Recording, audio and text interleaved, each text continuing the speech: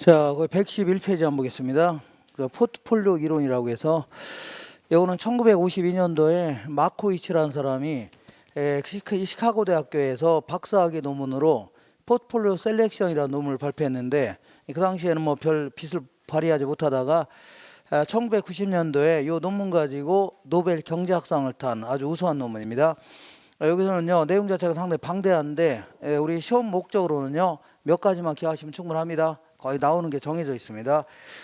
자, 먼저 이거는요 하나의 부동산만 투자하는 게 아니라 여러 군데 나눠 투자할 수 있는 거죠. 이때 어떤 효과가 있고, 두 번째는요 어떤 형태로 분산 투자하는 게 훨씬 더 만족감이 극대화될 수 있냐, 이런 거에 초점을 맞추는 겁니다. 자, 이걸 포트폴리오 이론이다 할게요. 포트폴리오 이론이다. 자, 요거는 주식시장에서 나온 용어들입니다. 주식시장에서 갑이라는 사람이 10억을 갖고 있는데, 이렇게. 자, 요 주식은요, 주식입니다. 요 주식은요, A라는 주식은 우산 만드는 회사 주식입니다. 우산. 자, 여기다 이제 100% 다 투자했다고 치자. 그러면, 요 기대 수익률 계산할 수 있어, 없어요? 계산할 수 있죠? 우리 아까 각 상황의 수익률을요, 확률로 평균 내면 돼요. 그리고 오염도 측정이 가능해요, 안 가능해요? 가능하다고 했죠. 분산과 표준편차로 가능합니다. 그러면 기대 수익률 10%, 오염은 8%라고 간주해보자. 그러면 나중에 시장이 어떻게 변할지 알아요, 몰라요? 아무도 모르는 거죠. 그러니까 뭐 이런 상황이라면, 시장이 이런 상황이라면 아무도 모르는 거 아닙니까? 여러 가지 상황을 상정해 보는 겁니다. 만약에 비가 많이 오고 선선하다면 우산 잘 팔려요, 안 팔려요? 잘 팔리겠죠. 그러니까 우산 잘 팔리니까 우산 그 주가도 올라가죠. 높은 가격에 팔 수 있고, 또한 그 배당도 많이 해줄 수 있는 거죠. 그러니까 높은 수익을 기대할 수 있네요. 근데 만약에 가뭄이 심하고 무덥다면요, 우산 잘 팔려, 안 팔려요? 잘 안 팔리겠죠. 그러니까 낮은 수익을 기대할 수밖에 없네요. 그럼 우산 만드는 회사는 이게 호황이고 불황입니다. 이렇게 될 확률 평균 냈더니 얼마라고요?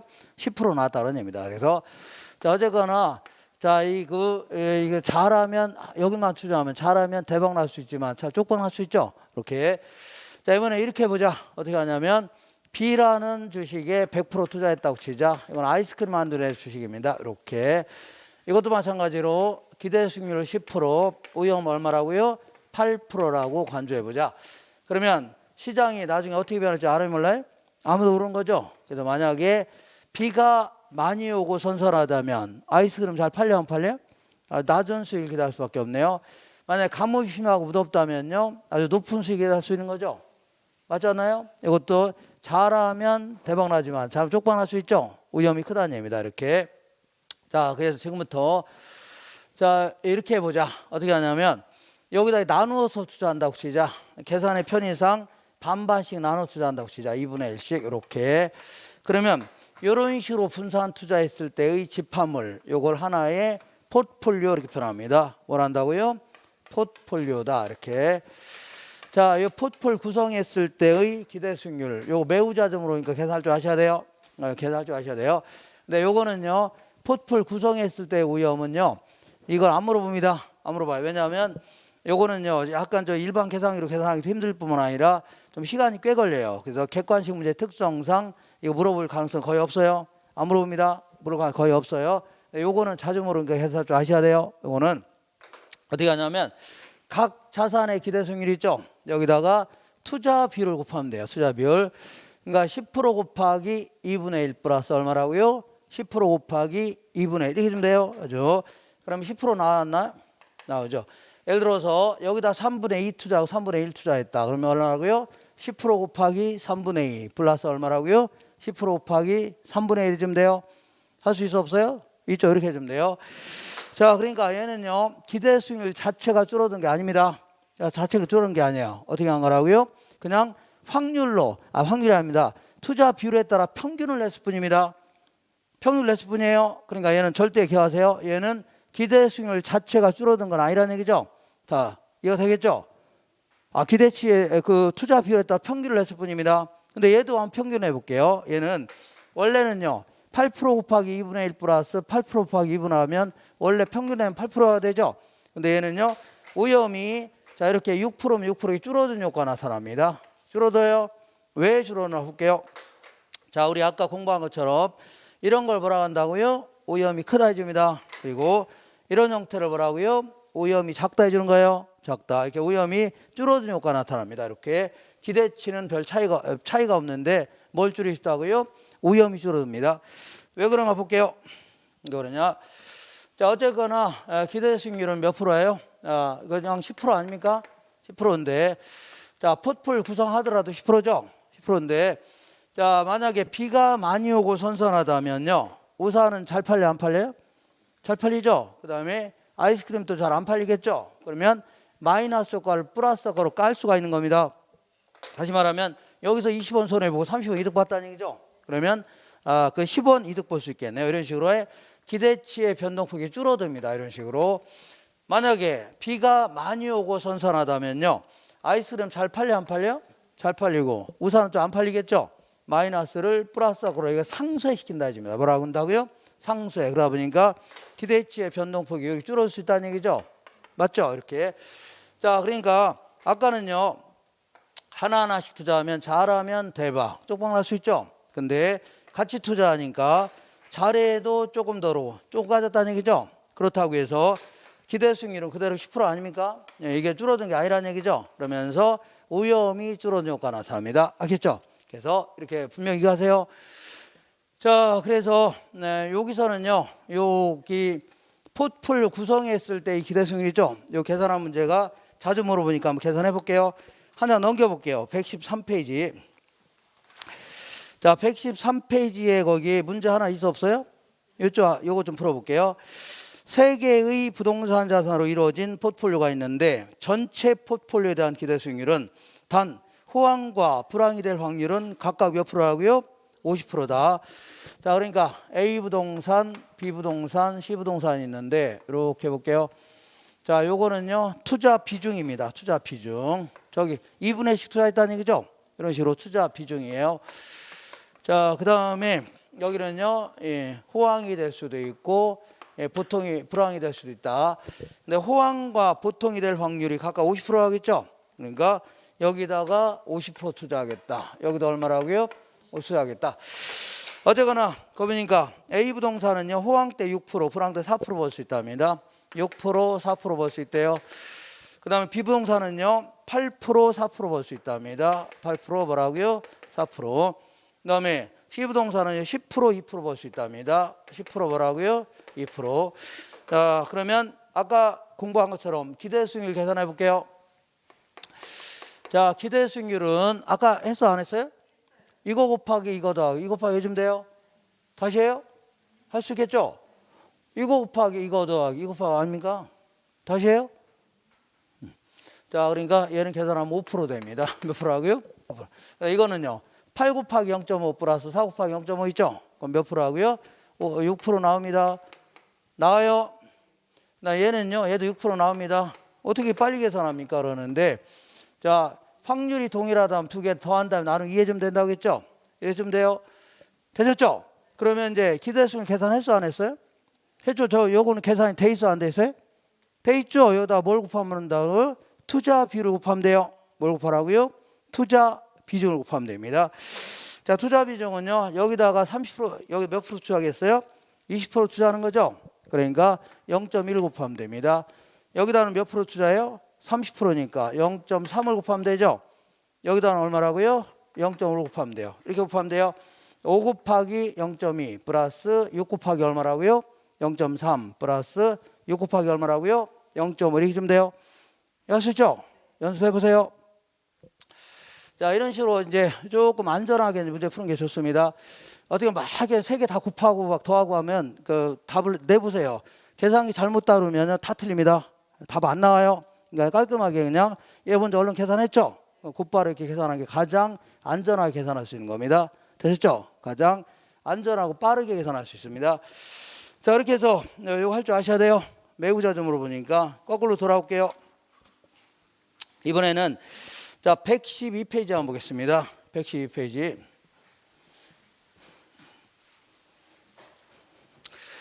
자, 112페이지. 자, 요거를 위험을 줄일 수 있다 뭐 그런 얘기인데 그럼 도대체 무슨 위험을 줄일 수 있나 좀 알아볼게요. 오염도 여러 가지가 있나 본데요.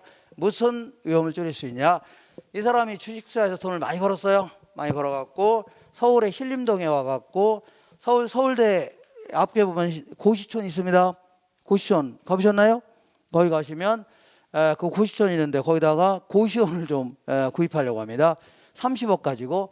근데 30억짜리 덩치 큰 걸 구입하는 게 아니라 10억짜리 3개 구입했다고 치자.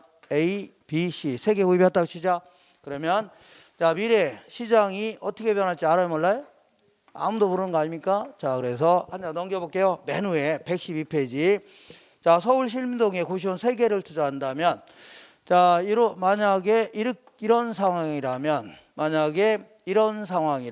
이렇게 만약에 투자한 이후에 정부가 공무원을 대폭 축소하기로 발표했다.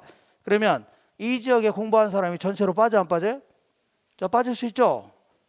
묻죠? 그러니까 전체로 다 떨어질 수밖에 없는 겁니다. 낮은 수익이 될 수밖에 없어요. 물론 약간의 오차는 있지만 평균으로 다 떨어집니다. 떨어져. 만약에 사법시험제도를 부활하기로 했다.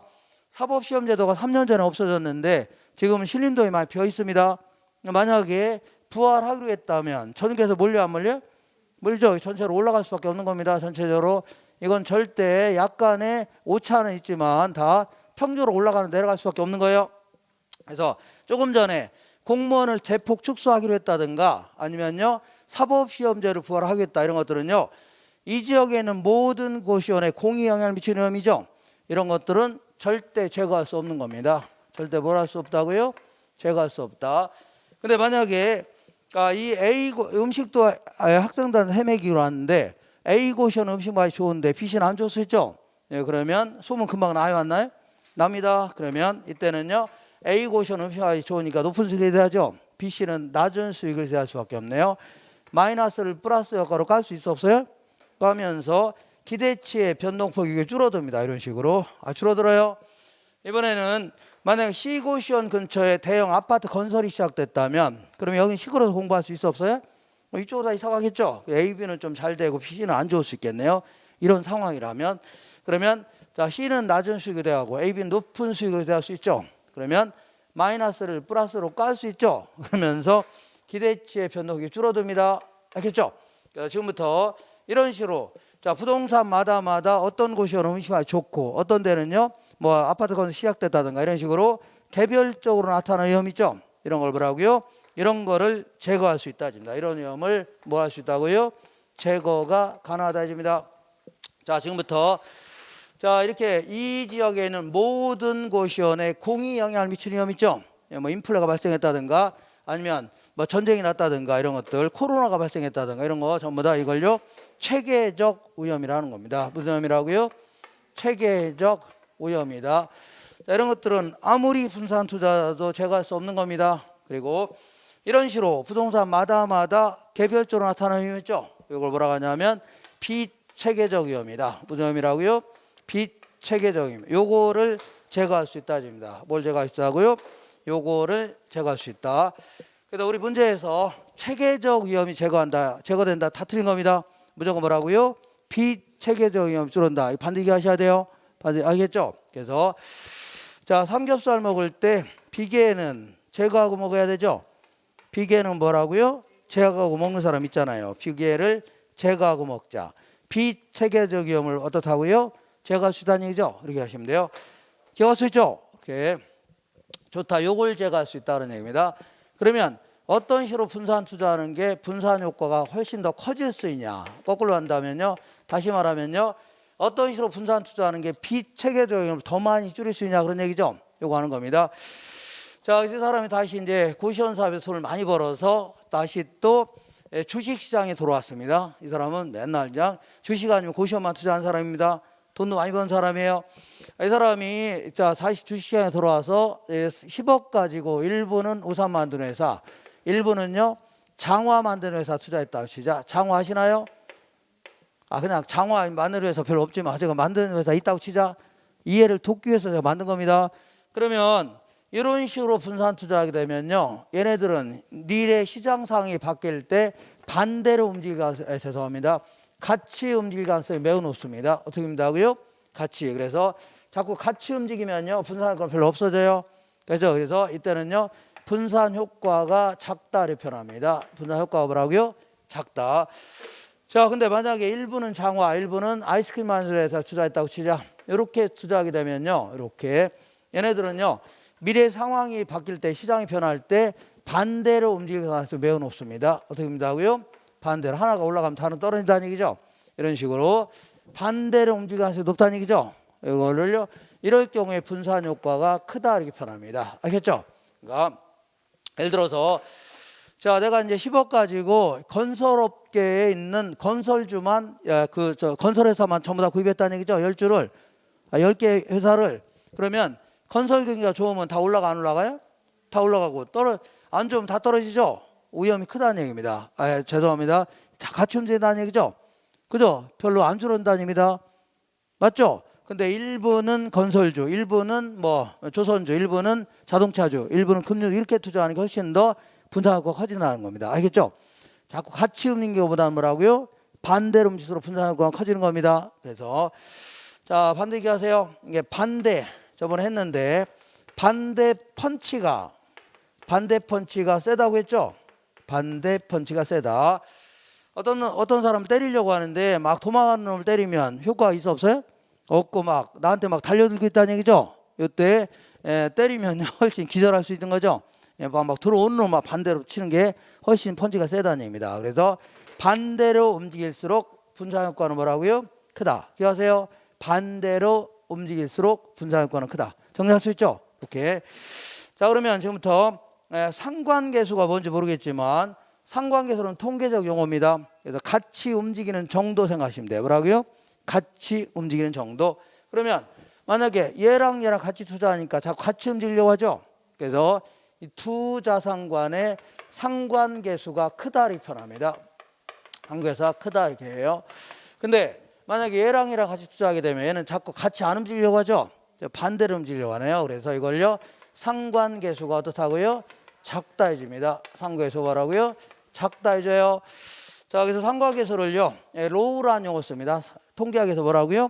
이런 용어 써요. 그래서 만약에 상관계수가 가장 클 때가 언제냐면 플러스 1일 때입니다. 언제라고요?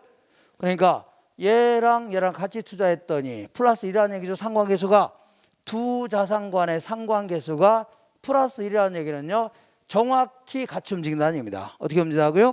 정확히. 예를 들어서 우산이 10% 올라가죠. 그러면 장화도 그대로 10% 올라간다는 얘기입니다. 그러면 분산 효과는 전혀 없는 겁니다. 이러면 전혀 없어요. 자, 이번에는 상관계수가 가장 작을 때가 언제냐면 작을 때가 마이너스 1일 때입니다. 예를 들어서 장화하고 아이스크림에 투자했더니 두 자산 간의 상관계수가 마이너스 1이라는 얘기죠. 얘는요 정확히 반대로 움직인다는 얘기입니다.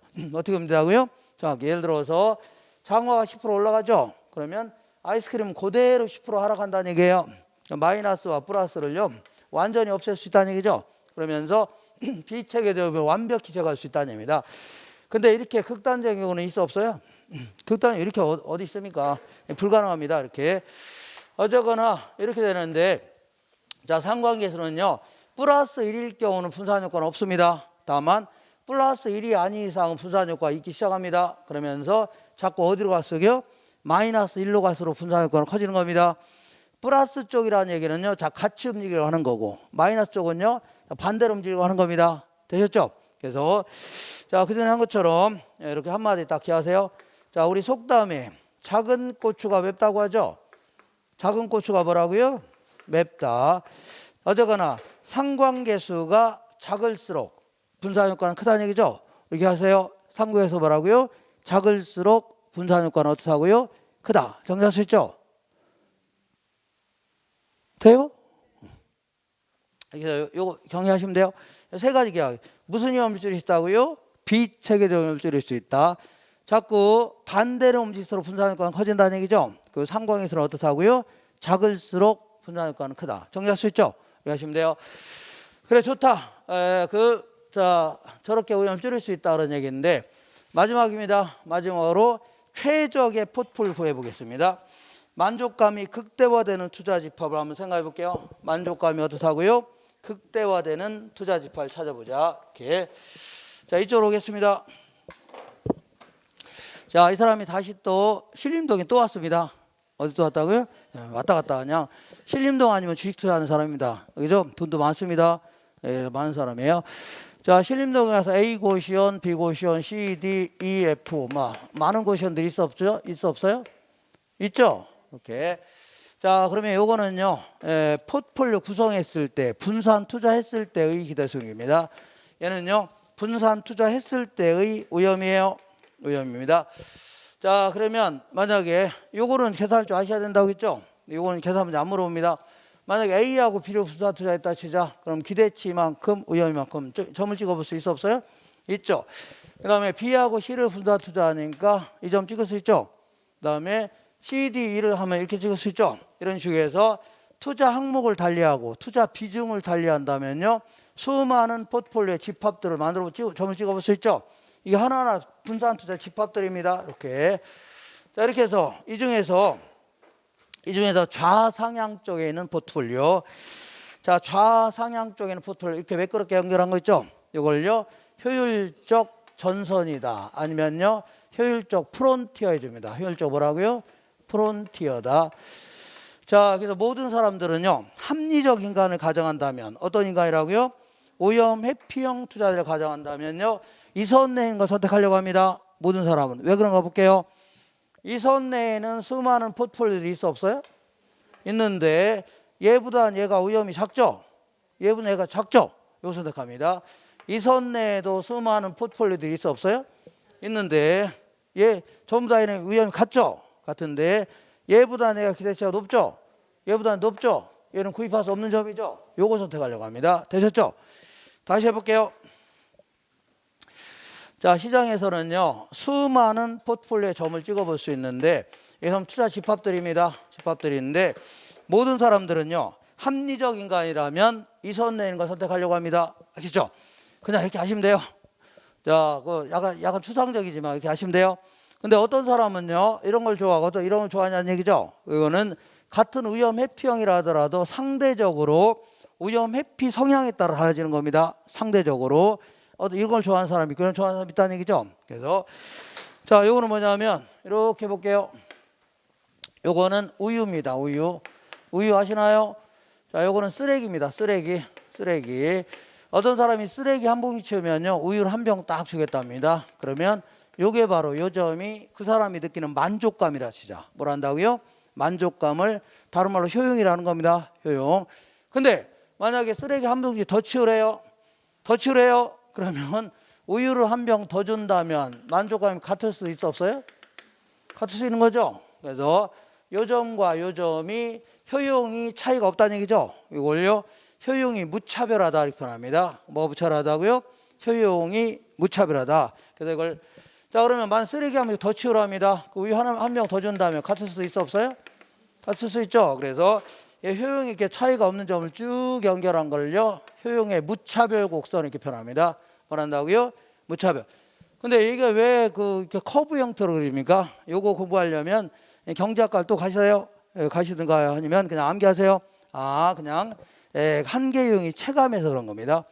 그런 게 있어요? 그냥 이렇게 하시면 돼요. 이 커브 형태로 그리는구나.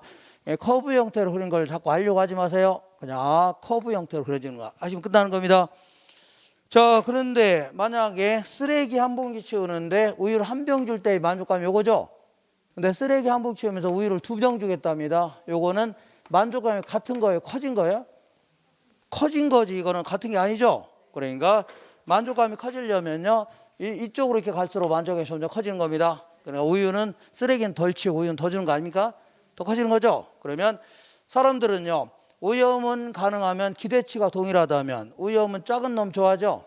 쓰레기를 덜 치우는 게 좋아할 겁니다. 그래서 이거 오염이라 해주면 돼요. 그 다음에 오염이 이게 동일하다면 가능하면 그 쓰레기는 같이 치우는 대신 쓰레기 2봉지 칠 때 우유는 많이 주는 게 좋겠죠. 그래서 그 오염이 동일하다면 기대치는 자꾸 높은 게 좋을 겁니다. 이렇게. 자, 이렇게 해서 무차별 곡선을 그려볼 수 있는데 마지막입니다.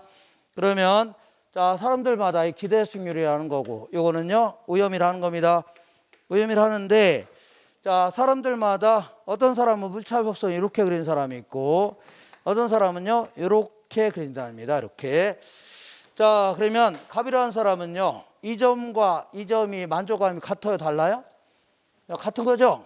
이 같다는 얘기는요 이 사람은요 자, 만약에 위험이 이만큼 커질 때 기대치가 이만큼 높아진다면 만족감이 같다는 얘기입니다. 같다는 얘기예요. 근데 을이라는 사람은요 자, 어쨌거나 기대치가 이만큼 똑같이 높아질 때 이 사람은요 이렇게 큰 위험도 감수하겠다는 얘기입니다. 위험이 뭐라고요? 잘하면 대박. 자, 조그만한 거 있죠? 보다 큰 위험도 감수하겠다 그런 얘기입니다. 알겠죠? 얘는 아주 작은 위험만 부담하겠다. 얘는요 큰 위험도 부담하겠다는 얘기죠. 그래서 자, 이런 사람을 상대적으로 보수적 투자자 이렇게 합니다. 뭐라 한다고요? 그죠? 이게 상대적으로 더 큰 위험도 감수하겠다는 얘기죠. 이런 사람을요 공격적 투자자 이렇게 합니다.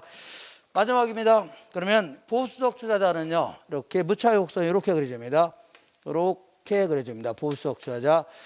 자, 그 다음에 공격적 투자자는요 다소 완만한 형태, 이걸 급하다 해줍니다. 이거 뭐라고요? 완만하다 이렇게 그려져요. 자, 그러면 보수적 투자자는요 어디 갔어요? 얘보다는 얘가 만족감이 크죠? 얘보다는 얘가 큰데 얘는 구입할 수 없는 점이죠. 그러면 요 점을 선택합니다. 요 점이 어떤 점이냐면 효율적 전선하고 무차별속성이 말하는 접점 있죠? 이 교차점이 좀 틀린 겁니다. 이 교차점이 아니죠? 접점이라는 게 뭐냐면 이렇게 등을 맞대고 접하는 점 있죠? 요거 선택합니다. 되셨죠? 그러면 공격적 투자자는요 요 점 선택하겠죠? 그러니까 공격적 투자자가 보수적 투자자에 비하여 다소 위험이 크더라도 더 높은 수익을 얻을 수 있는 거 있죠? 요거 선택하려고 합니다. 자, 그래서 이게 답니다. 이게 다고 이제 문제가 나올 수 있는 게 이게 답니다. 여기 있는 게 다예요. 그러니까 이것만 계속 보시면 돼요. 이거에서 안 물어봅니다. 111페이지 볼게요. 111페이지 1번 보겠습니다. 포트폴리오 이론은요 투자 시 여러 종목에 분산 투자함으로써 위험을 분산시켜 안정된 수익을 얻으려는 자산 투자 이론이죠. 맞습니다. 2번 볼게요. 부동산 상품을 지역, 유형 등으로 구분하여 부동산 포트폴리오를 구성할 수 있어 없어요? 있습니다. 일부는 서울에 있는 거, 일부는요 부산에 있는 거, 일부는요 서울에 있는 거, 일부는요 주거용, 일부는 상업용 할 수 있어 없어요? 있습니다. 자, 3번 볼게요. 부동산 펀드에 빌딩을 추가로 편입시킬 경우에 이 펀드에 무슨 위험이 줄어든다고요? 비체계적 위험이 줄어든다. 체계적 위험이 줄어든다. 다 틀린 겁니다. 비체계적 위험이 줄어든다. 경기 변동, 인플레이션, 이자율 이런 것들은 모든 부동산에 다 영향을 줄 수 있는 겁니다. 그래서 이런 것들을요 이렇게 야기되는 시장 위험은요 피할 수 없는 위험으로 이걸 뭐라 한다고요? 체계적 위험이다. 맞습니다. 하나 넘겨볼게요. 자, 개별 부동산의 특성, 예를 들어 어떤 부동산은 음식 맛이 좋고 어떤 건 안 좋다는 얘기죠. 이렇게 개별 부동산의 특성으로 인한 비체계적 위험 이런 것들은요 포트폴리오 구성을 통하여 감소할 수 있어 없어요? 있습니다. 6번 볼게요. 분산 투자효과는요 포트폴리오 구성하는 투자 자산 종목의 수를 늘릴수록 무슨 위험이 줄어든다고요? 비체계적 위험이 감소돼요. 결과적으로 전체 위험이 감소한다는 얘기죠. 그 다음에 뭐냐면 7번 볼게요. 포트폴리오 전략에서 구성 자산의 수익률이 반대 방향으로 움직일수록 감소 효과는 커져요, 작아져요? 위험 감소 효과는 크다고 했죠? 반대 펀치가 세다고 했죠? 하시면 돼요. 그 다음에 8번 볼게요. 두 자산 간의 상관계수가 1일 경우, 자, 1일 경우에는 분산 효과가 있어 없어요?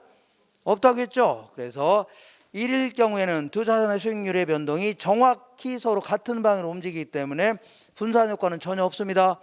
그 다음에 두 개의 투자자의 수익률이 서로 다른 방향으로 움직일 경우, 자 같이 움직일 때는 플러스 역행입니다. 반대로 움직일 경우는요 마이너스 역행을 취하는 겁니다. 그래서 두 개의 투자자의 수익률이 서로 다른 방향으로 움직일 경우에 상관계수는 무슨 값을 갖는다고요? 음액 값을 가지므로 분산 효과는 커져요, 작아져요? 커지는 겁니다. 플러스 쪽이라는 건 다 같이 움직이려고 하죠. 마이너스는요 반대로 움직이려고 하는 겁니다. 10번 볼게요. 투자자산 간의 상관계수가 1일 경우가 아니라면 포트폴리오 구성을 통하여 위험 절감 효과가 나타나며 자꾸 어디로 가까울수록요 마이너스 1에 가까워질수록 분산 효과는 커진다고 했죠. 자, 효율적 프론티어란 효율적 프론티어라는 것은 이걸 얘기합니다. 이렇게 그러니까 효율적 프론티어라고 해요. 이거 맞죠?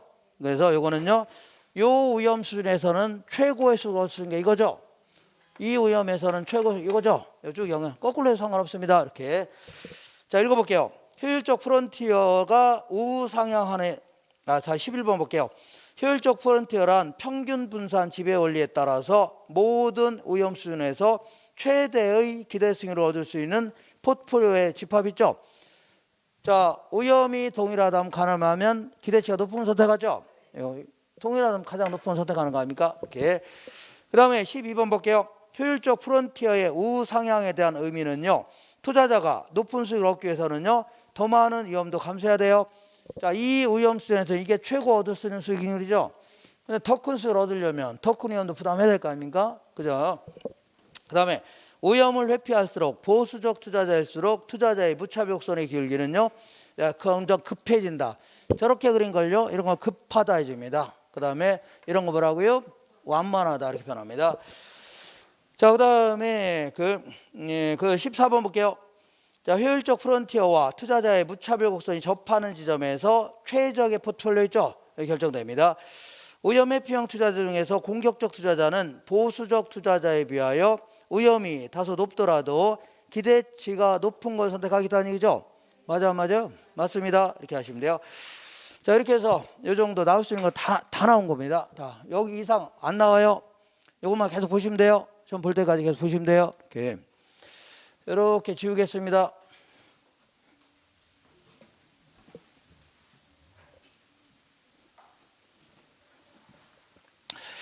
자, 지금부터 투자를 위해서는 맨 먼저 우리 잠깐 교재 잠깐 거꾸로 자, 지금 114페이지에 화폐 시간가치 있죠? 여기서부터 할 건데 잠깐 뒤로 돌아왔다 다시 올게요. 어디를 볼 거냐면요. 자, 102페이지 잠깐 볼게요. 102페이지에 뭐 그림 하나 있어 없어요? 102페이지 그림 있어 없어요? 있죠? 자, 102페이지 그림 볼게요. 자, 투자를 위해서는 맨 먼저 투자를 위한 목적을 정해야 됩니다. 목적은 부동산 투자에서 돈 좀 벌자 이런 목적이 있어야 돼요. 뭘 벌겠다고요? 돈 좀 벌자. 돈 좀 벌자 하면 좀 약간 좀 없어 보이니까 불을 좀 극대화하자. 이거 어때요? 좋죠? 불을 좀 극대화하자. 또 누가 보면 상당히 심오한 얘기 같지만 사실은요, 돈 좀 벌자 이런 목적 아닙니까? 맞죠? 이렇게. 자, 그럼 목적을 정했으면 두 번째는요, 여기저기 댕기면서 제대로 쓸만한 걸 찾아봐야 되죠. 그러니까 A라는 원룸, 이거 괜찮아 보인다 한번 뽑아보고, 그 다음에 저기 춘천 쪽에 갔더니 B라는 상가, 이것도 괜찮아 보인답니다. 그 다음에 이번에는요, 저기 그 양평 쪽에 갔더니 C라는 임대주택, 이것도 괜찮네요. 몇 개 한번 잘 찾아보는 거죠. 이렇게 하는 걸요, 재투자안을 선정한다. 여러 투자안을 선정한다. 그 다음에 해야 될 것은요, 하나에 대해서요, 내 손에서 나가는 돈 있죠? 앞으로 들어올 돈 추정하는 겁니다. 자, A라는 원룸은요, 어떻게 생겼냐면 이렇게 생겼습니다. 딱 하니, 자, 총 5층짜리로 딱 돼 있습니다. 5층짜리 4칸 딱 돼 있어요. 여기 이제 시장에 8억에 나왔답니다. 8억. 그래서 우리 이제 지금부터 약속하는 겁니다. 내 돈 투자액을 지분 투자액, 줄여서 뭐라고요? 지분해 줍니다. 은행에서 빌린 돈을 뭐라고요? 저당 투자액, 줄여서 뭐라고요? 저당. 약속하는 겁니다. 약속. 그러면 내 돈은 5억 있습니다. 5억. 그럼 은행에서 얼마 빌려야 돼요? 3억 빌려야 될 거 아닙니까? 맞죠? 그럼 이 사람은 죽을 때까지 원룸 사업하겠다, 이게 아니라 5년 정도 운영하다가 처분할 목적이 있습니다. 이렇게 1년, 2년, 3년, 4년, 5년 딱. 자, 순전히 여기서는요, 내 손에서 나가는 돈 있죠? 앞으로 들어올 돈만 추정하는 겁니다. 내 손에서 나간 돈, 최종적으로 나한테 들어온 돈 있죠? 이것만 추정하는 겁니다. 이렇게. 그러면 내 손에서 나간 돈이 여기에 투자한다고 5억 나가요, 안 나가요? 5억 나갈 거 아닙니까? 매년 임대사업을 통해서 임대료 들어와 안 들어와요?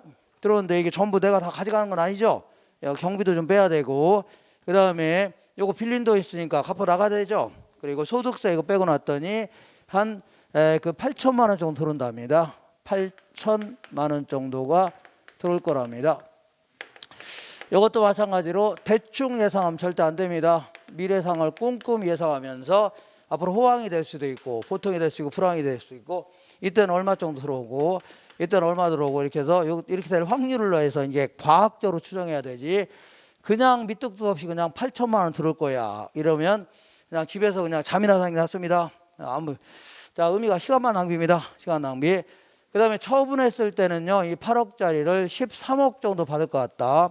그러면 이거, 근데 13억이 전부 내가 가져가나요? 아, 일단 우리한테 가장 중요한 게 뭐예요? 중개 수수료 아닙니까?